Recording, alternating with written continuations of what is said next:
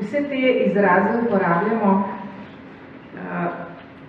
najbrž čisto natančne definicije za posamezni izraz ne bomo našli, ampak vsekakor mi kot arhitekti, gradbinci, graditelji bi se morali truditi, da gradimo in živimo v stavbah v skladu z naravo, torej da ne obremenjujemo okolja več, kot je neobhodno potrebno. Že takoj, ko zasadimo lopato v neko lokacijo, ko začnemo gradnjo, smo tam porušili nek biotopski sistem. Ko začnemo dovažati gradiva, so spet drugi vplivi. Predvsem seveda se moramo zavedati, da ta gradiva so nekje nastala v neki proizvodnji, kjer so tudi škodljive emisije nastajale. Za nastanek teh gradiv so se potrebovali zelo velike količine energije, za nekatere več, za druge manj.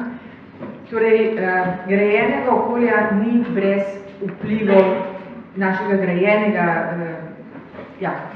okolja, ni brez vplivov na naravo. Zdaj, eno je, kar lahko naredimo kot gradbinci, arhitekti, je, da gradimo ekološko, tako kot ste začeli. Zdaj, kaj je ekološko? Torej, uporaba gradiv, ki ne potrebujejo velikih količin energije, ki ne proizvajajo emisij v fazi proizvodnje in ki ne uničujejo okolja potem, ko odslužijo svojemu namenu in končajo na deponijah, bog ne daj divjih odlagališčih, v najboljšem primeru v reciklirnicah, pa še tam imamo probleme, kot so zdaj vsakodnevne teme s sosežigom, ker dejansko ta gradiva, materijale, ki jih ustvarimo, moramo nekje zaključiti. Torej, pred nami je zelo veliko konceptov, ki jih moramo razviti zato, da bo gradnja ali pa stavba imela čim manjši vpliv.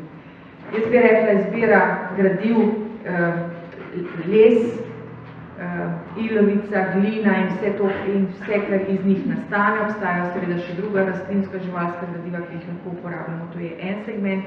Drugo je pa ustvarjanje konstrukcij, ki jih je mogoče razstaviti. Beton je sestavljeno gradivo, sicer iz nekih naravnih komponent, ampak dejstvo je, da nam je v fazi uporabe v fazi razgradljivosti zelo velik problem. In tudi v fazi proizvodnje je proizvodnja cementa zaznamovana z velikimi količinami energije, prahom, emisijami in tako naprej. Po drugi strani imamo lahko razstavljivo konstrukcijo, ki se jo lahko sestavi, to so lesene konstrukcije, tudi kovinske v kombinaciji s steklom, tudi če imajo neka tesnila, da so detajli narejeni tako, da se jih lahko po končanju uporabi te komponente razstavi na posamezna gradiva, mogoče kakšno ponovno uporabi ali pa reciklira in na ta način čim bolj ekološko uniči. Torej, to je en tak širok koncept. Da se vrnem pa na tisto vaše vprašanje, ne bi ločevala ekološko, trajnostno ali pa zeleno gradnjo, da bi imela za vsak pojem neko svojo definicijo, ampak čim bolj v soglasju z okoljem, ki nas obdaja.